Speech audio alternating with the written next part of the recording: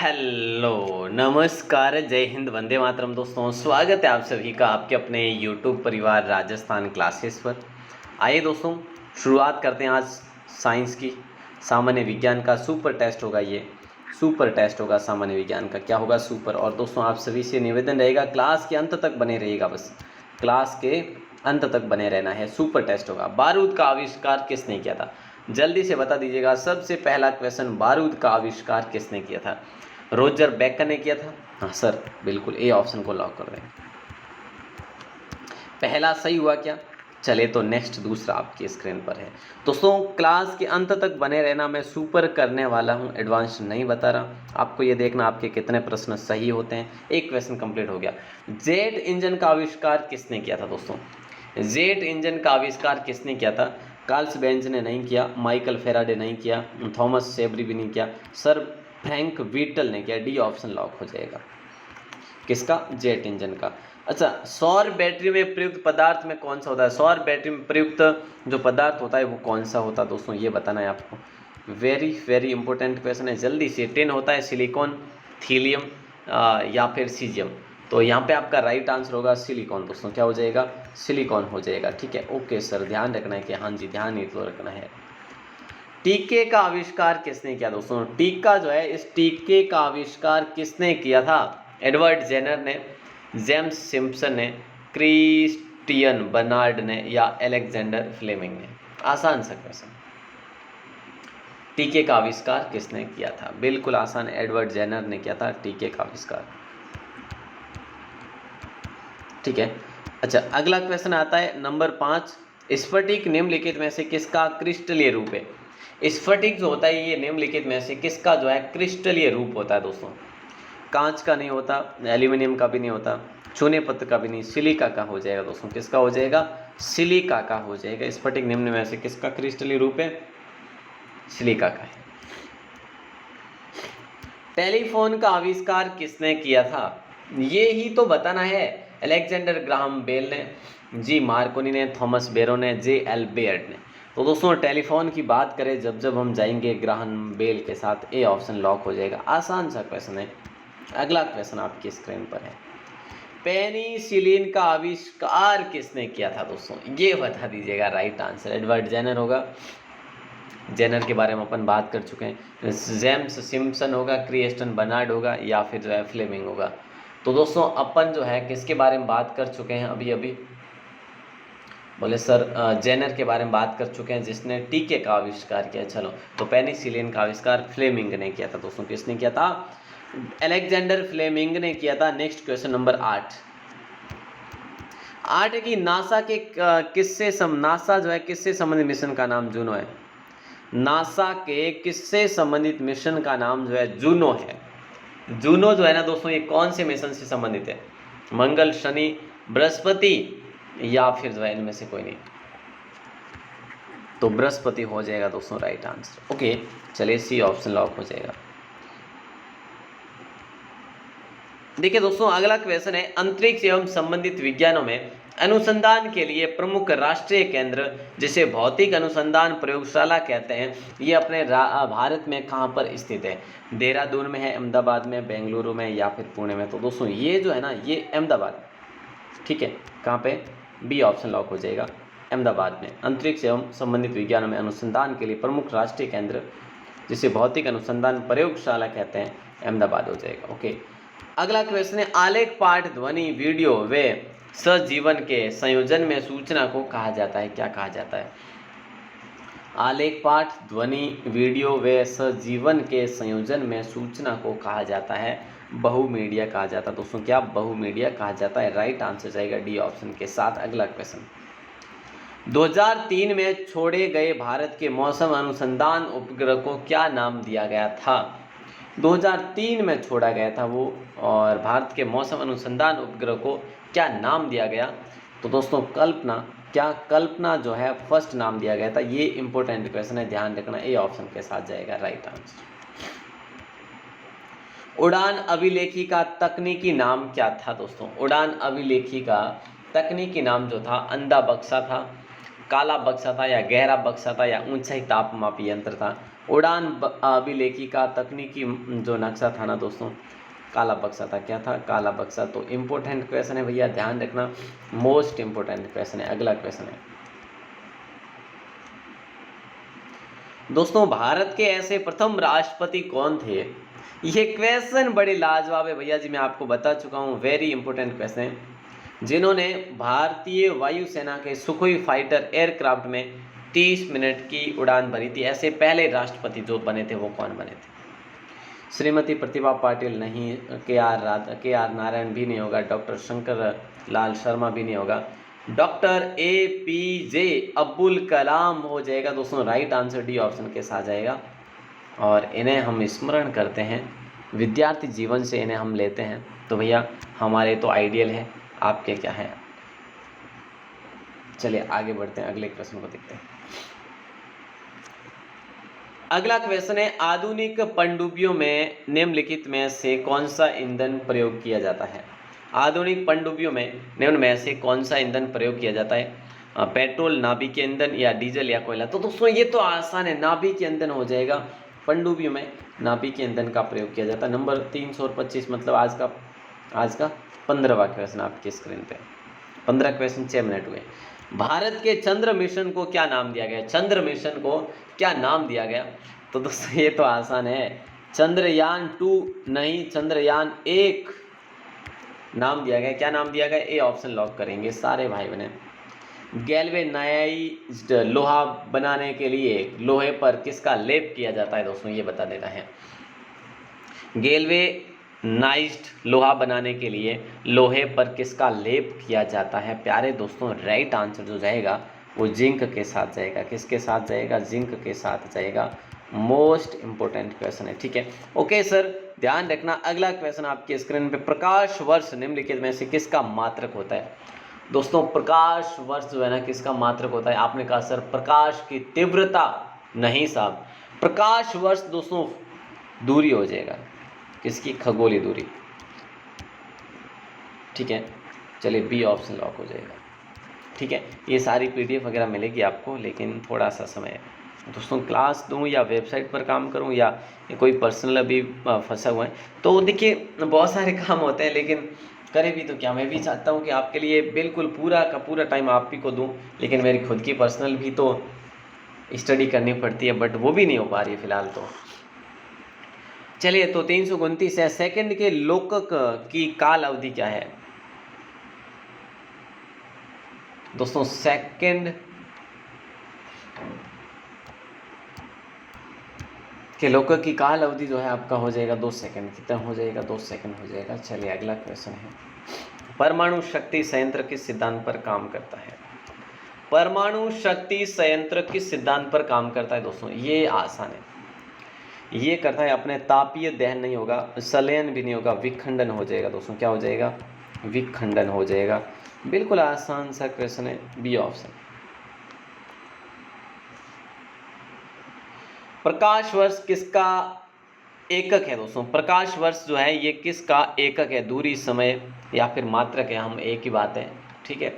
तो ध्यान रखना, प्रकाश वर्ष दोस्तों दूरी हो जाएगा, और वो कौन सी दूरी? खगोलीय दूरी। अभी अपन ने बात की, खगोलीय दूरी हो जाएगा, ठीक है। तो ये चीज़ें ध्यान रखना, इंपॉर्टेंट क्वेश्चन है। कटरीना नाम किसे दिया गया दोस्तों? तारे को, उपग्रह को, प्रभंजन को या ऊष्मा तरंग को? कटरीना नाम, कटरीना कैफ नहीं है साहब, ठीक है। यूं नहीं कि कटरीना कैफ खेलो, ऐसा ना कहियो। आजकल है ना इनसे ज़्यादा लेते हैं भैया, और फैन फॉलोइंग भी ज़्यादा करते हैं। तो चलो प्रभंजन हो जाएगा दोस्तों राइट आंसर फिलहाल, ठीक है। अगला क्वेश्चन नंबर 23 आज का आपके इसमें, किसने पहला स्वचालित वाहन बनाया था दोस्तों? किसने जो है सबसे पहला स्वचालित वाहन बनाया था? Henry Ford, Gottlieb Daimler, Karl Benz या रुडोल्फ डीजल? तो यहाँ पे आपका राइट आंसर हो जाएगा कार्ल बेंज हो जाएगा दोस्तों। क्या होगा? कार्ल बेंज होगा।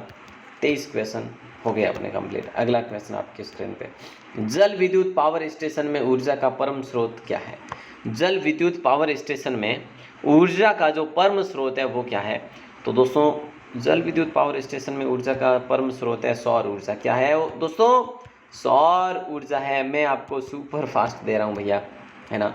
सौर ऊर्जा का रूपांतरण रासायनिक ऊर्जा से होता है। किसके दौरान? सौर ऊर्जा का रूपांतरण रासायनिक ऊर्जा से होता है प्रकाश संश्लेषण के दौरान, वाष्पोत्सर्जन के दौरान, परासरण के दौरान या विसरण के दौरान। तो दोस्तों राइट आंसर जो होगा वो होगा ए ऑप्शन, प्रकाश संश्लेषण के दौरान। ओके सर, ध्यान रखना कि हाँ जी ध्यान ही तो रखना है। अगला क्वेश्चन है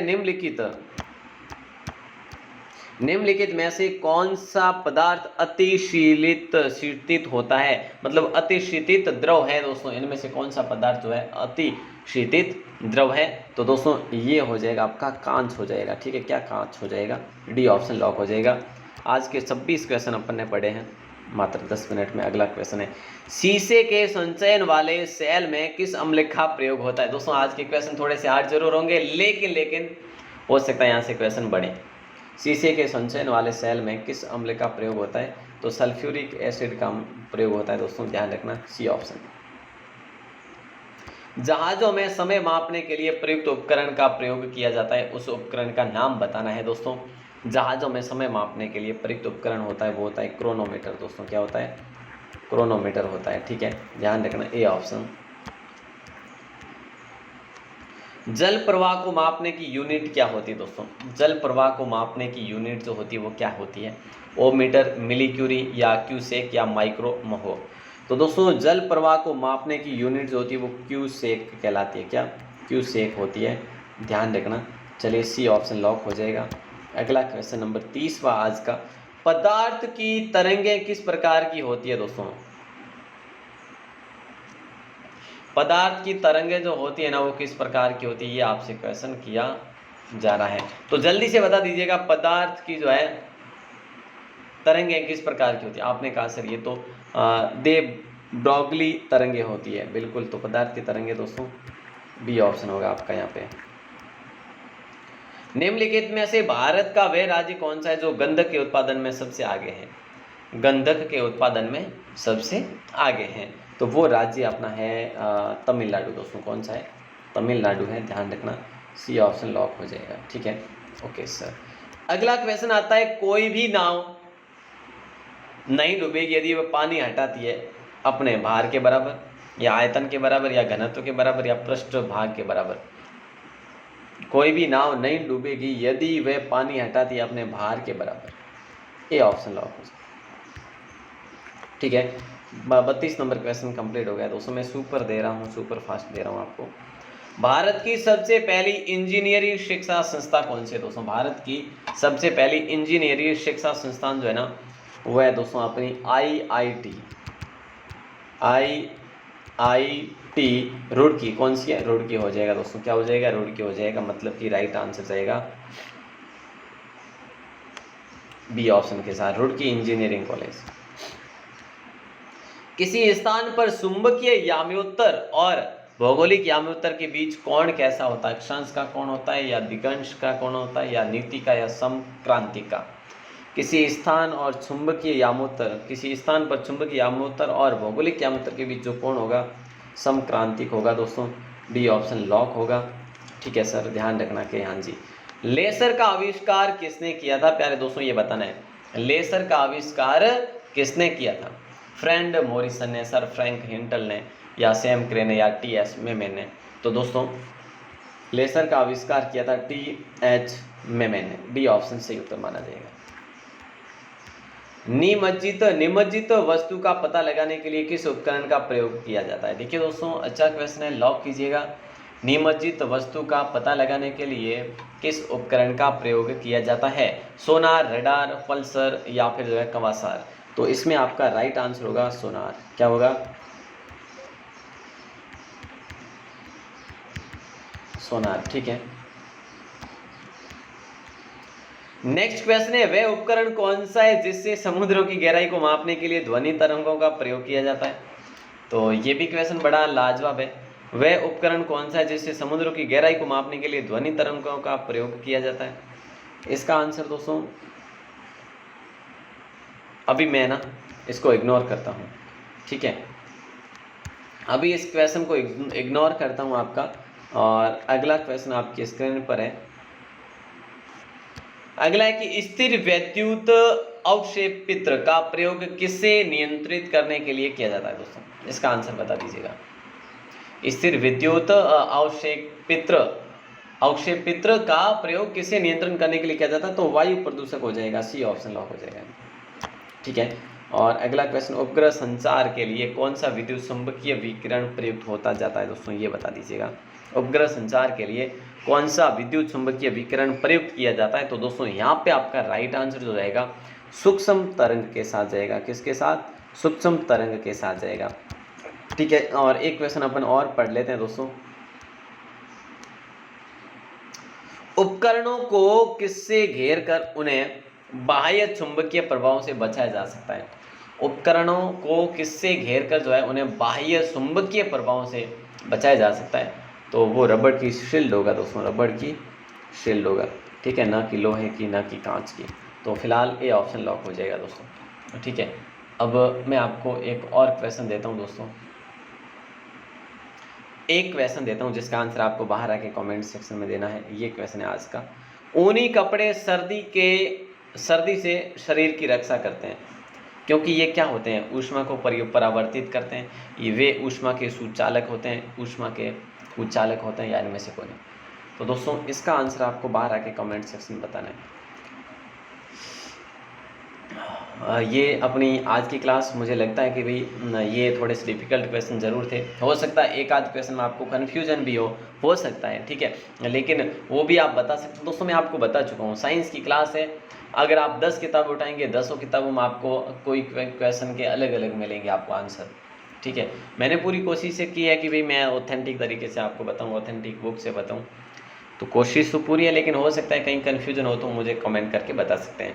आप सभी का दिल से धन्यवाद, दिल से आभार। दोस्तों कल से शाम के टाइम 6 बजे, वैसे आज आपको 6 बजे एक वीडियो मिल जाएगी। 6 बजे या तो वीडियो मिलेगी या फिर PDF मिलेगी, जिसमें आपको क्लासेस के बारे में सारी की सारी जानकारी दी हुई है। 6 बजे दोस्तों या तो टेलीग्राम है, ग्रुप है वगैरह, अपने व्हाट्सएप है, यहाँ पर आपको या तो मिलेगी PDF जिसमें टाइम टेबल दे रखा है, या फिर मिलेगी वीडियो 6 बजे। ठीक है, आज शाम 6 बजे, तो ज़रूर उसे भी देखेगा। ठीक है, तो कल से अपनी 3 क्लासेज स्टार्ट कर लेंगे अपन, लेकिन दोस्तों उसके लिए आपको शेयर करनी पड़ेगी हर क्लास को, नहीं तो मामला बैठने वाला नहीं है ना। तो शेयर करना पड़ेगा आप सबको। आप सभी का दिल से धन्यवाद, दिल से आभार। जय हिंद, वंदे मातरम। यहाँ पर मैंने एडवांस नहीं बताया, मैं कह चुका हूँ कि विज्ञान की क्लास जब भी लूँगा मैं बिना एडवांस के लूँगा, क्योंकि ओनली टेस्ट ही दे सकता हूँ आपको, बाकी एडवांस्ड नहीं दे सकता। अगर जीव विज्ञान हो तो मैं आपको ठीक है एडवांस्ड बता सकता हूँ, मेरी अच्छी है, लेकिन भौतिक केमिस्ट्री जय राम जी की है साहब, मुझे इतनी जानकारी नहीं है, लेकिन मैं आपको टेस्ट दे सकता हूँ मोस्ट इंपोर्टेंट क्वेश्चंस का। चलो सर, आप सभी का दिल से धन्यवाद, दिल से आभार। जय हिंद, वंदे मातरम। और बाकी जो लिंक जो भी आपको देखना है, मतलब कि आपको ज्वाइन करना है, तो लिंक जो है डिस्क्रिप्शन में दिए हुए हैं नीचे, उसको ज्वाइन कर लेना। धन्यवाद।